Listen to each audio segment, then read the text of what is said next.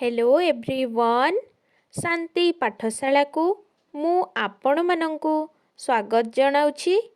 आजिकार एक नूतन वीडियो रे आमे आलोचना करिबा एक सुंदर विषय वस्तु स्वामी विवेकानंद जयंती उपलक्षे एक सुंदर भाषण। जदि एबे पर्यंत चैनल को सब्सक्राइब करिनाहंती तेबे सर्वप्रथमे चैनल को सब्सक्राइब करनियंतु एवं पाखरे थिबा बेल आइकन टी को प्रेस करि दियंतु जहा द्वारा सबु वीडियोर नोटिफिकेशन आपण पाई परिबे। तेबे चलंतु आरंभ करिबा।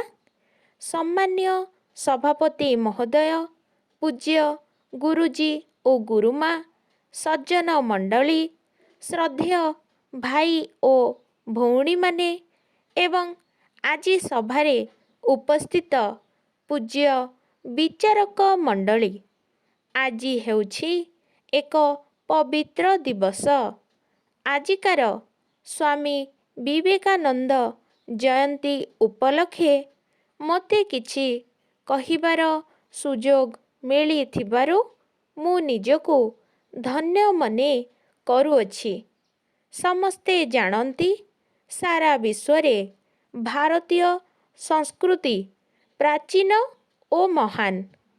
प्राक ऐतिहासिक जुगरु बहु मुनि ऋषि साधु सन्थ ओ संस्कारक आदि एही आर्य भूमि रे जन्म ग्रहण करी तांकर महान कार्यावली द्वारा समग्र मानव जाति को दिग्दर्शन देई आसिछन्ति।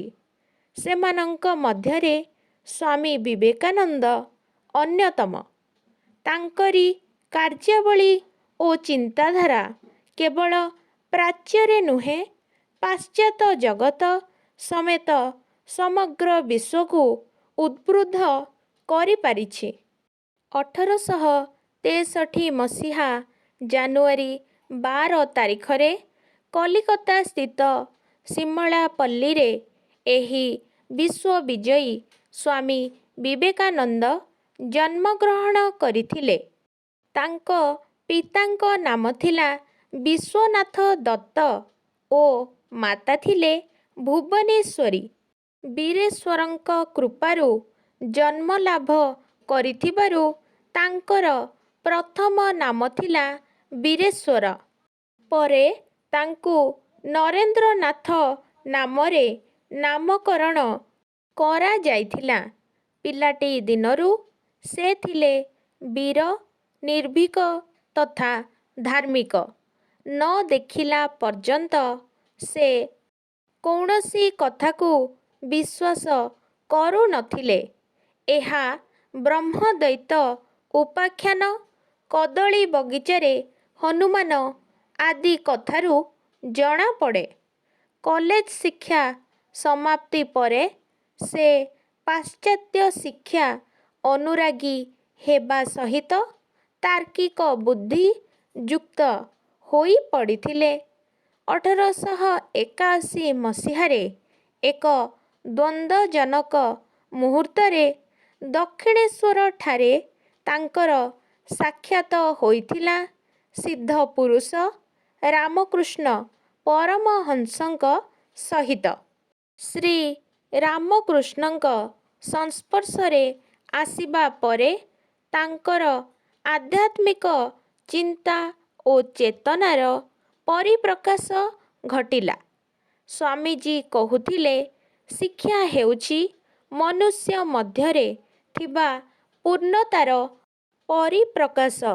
एणु आत्म उन्नति शिक्षार आवश्यकता ही वर्तमान क्षयिष्णु मूल्यबोध ओ संस्कृति को रक्षा करिबार एकमात्र अस्त्र रूपे प्रयोग करा जाई पारिबो।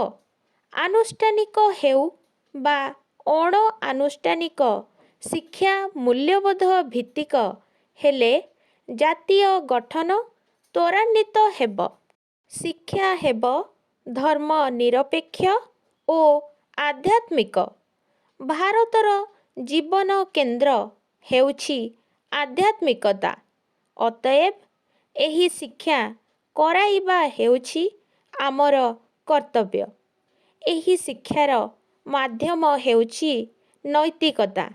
ନିଜେ କରି ଅନ୍ୟମାନଙ୍କୁ ଦେଖାଇଲେ ଅନ୍ୟମାନେ ତାହା ଶିଖିବେ। ଏହା ହିଁ ନୈତିକତା। ଏହା ହିଁ ଥିଲା ବିବେକାନନ୍ଦଙ୍କ ବାଣୀ। ରାଷ୍ଟ୍ରର ଅଧପତନର ମୂଳ କାରଣଟି ହେଉଛି ନୈତିକତା ଓ ଭୋଗବିଳାସ। ବିବେକାନନ୍ଦ କହୁଥିଲେ, ଆମେ ଯାହା ଭୋଗ କରୁ ତାହା ପାଇଁ ଆମେ ହିଁ ଦାୟୀ। ଆମେ ହିଁ କାର୍ଯ୍ୟ ଓ ଆମେ ହିଁ କାରଣ ସ୍ୱରୂପ। ସୁତରାଂ ଆମେ ସ୍ୱାଧୀନ। ଯଦି ମୁଁ ଅସୁଖୀ ହୁଏ ତେବେ ବୁଝିବାକୁ ପଡ଼ିବ ମୁଁ ନିଜକୁ ଅସୁଖୀ କରିଛି। ମୁଁ ଯଦି ଇଚ୍ଛା କରେ ତେବେ ସୁଖୀ ମଧ୍ୟ ହୋଇପାରିବି। ପୁଣି ମୁଁ ଯଦି ଅପବିତ୍ର ମୁଁ ଇଚ୍ଛା କଲେ ପବିତ୍ର ମଧ୍ୟ ହୋଇପାରିବି। ତେଣୁ ଆଜି ସାରା ବିଶ୍ୱରେ ମାନବିକ ମୂଲ୍ୟବୋଧ ଓ ନୈତିକ ଅବକ୍ଷୟ ଦେଖାଦେଇଛି। ଆମେ କାହିଁକି ସେ ମହାପୁରୁଷଙ୍କ ପରି ହୋଇ ନ ପାରିବା? ଆସନ୍ତୁ ଆମେ ଆଜି ପ୍ରତିଜ୍ଞା କରିବା ଯେ କଥାକୁ କଥାରେ ନ ରଖି କାମରେ କରି ଦେଖାଇବା ଓ ସ୍ୱାମୀ ବିବେକାନନ୍ଦଙ୍କ ଆଦର୍ଶରେ ଅନୁପ୍ରାଣିତ ହେବା। ଏତିକି କହି ମୁଁ ମୋର ବକ୍ତବ୍ୟ ଶେଷ କରୁଛି। ଯଦି ଏହି ଭିଡ଼ିଓଟି ଆପଣଙ୍କୁ ଟିକେ ବି ଭଲ ଲାଗିଥାଏ ତେବେ ଲାଇକ୍, ସେୟାର ଏବଂ ସବସ୍କ୍ରାଇବ୍ କରିବାକୁ ଜମାରୁ ଭୁଲିବେନି। ଧନ୍ୟବାଦ।